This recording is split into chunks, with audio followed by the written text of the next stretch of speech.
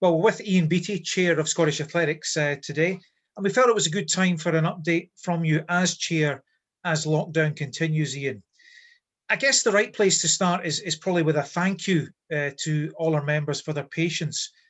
How much do you understand and sympathise with those dealing with the deep frustration of no group activity at the moment for our clubs and our Jog Scotland groups?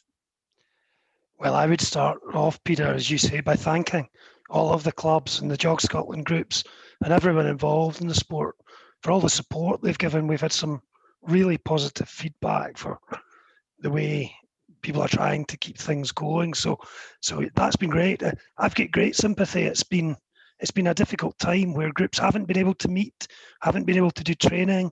There's not been any events for the masses for quite a long time, and it's been really difficult. I think everybody's got their own issues, but the people no access to strength and conditioning facilities for our athletes either. That's been tough. So well done to the clubs for keeping things going and for the support they've given, and hopefully we'll be able to get back to it before too long. Well, however, we have had some very high caliber performances from elite athletes in some limited competition opportunities. We've had hundreds of virtual performances across all age groups, and we've got online education continuing in coaching and in club development via webinars and so on. How resilient do you think athletics in Scotland is as a community? I think it's been remarkable, hasn't it? That I look at some of the performances and you realise what our top athletes have been up against, and the lack of the restrictions in the normal training. And then you've seen some of the performances, and it's not just one-offs, it's almost every weekend. But at the moment, we're seeing indoor meetings, we're seeing great performances across the board. We've seen some really good performances from our high jumpers and so on. That shows a great level of commitment, resilience as well. It's been really fantastic to see. And I think it's been good that we've been able to continue doing things like virtual events. I know it's created a lot of interest from the clubs. People have been wanting to get involved in that. So that's been a good thing too. And others have found it an opportunity to do more courses. They've used that chance to do it and upgrade qualifications. So it's been there, and it's been good that these things have kept going. Well done to the people who have kept it going. Well, I know in that regard, you'd be keen to stress how important it is for our members to renew their membership. Like many Scottish sports, we have seen a drop-off, particularly in the past couple of months into 2021. But for many months, the loyalty was there, I think from 75 to 80%, on the figure from the end of 2019. What would you say to those folk? Well, I would encourage people, if they can, and you realise people's financial positions are all different, but if people can, then it would be greatly appreciated if they can stay involved, keep their membership going. That allows Scottish Athletics as a group, and I always think of Scottish Athletics as all of us. That's all of the members, it's the Jog Scotland people, it's everybody together, and that allows us to continue trying to do the things that we're doing. Yes, it's been a bit of a knock, but I think we had quite a good model before COVID came along. Numbers were growing, clubs were doing well, groups were developing all the time, and hopefully we can get right back to that. But we can only do that if we continue to get the support of all the membership. So yeah, I would ask if people can, please help us.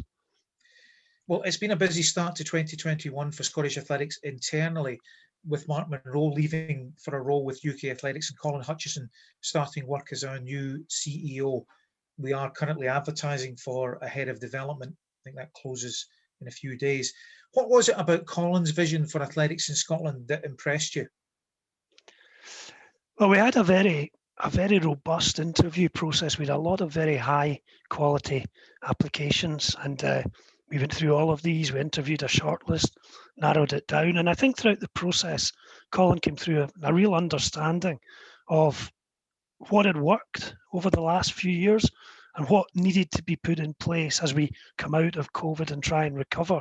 I think we all felt that we're not at a stage in our sport where dramatic change was needed. I think the ingredients are there. There's some fantastic work going on at the clubs. There's fantastic work going on with our coaches and our officials. And it's a matter, I think, of keeping that going. And Colin presented that vision really clearly of how he would keep that going over the next 5 years, which is what we asked him to do in the presentation. So I have every confidence. He knows how the sport works.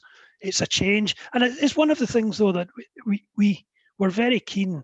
You remember in our last strategy, we talked about building a culture of success. And I think one of the things I saw in that is it shouldn't be dependent on one or two individuals. It should be a culture and a process and a system. And while we were really sorry to see Mark leave, he made a fantastic contribution in his time here.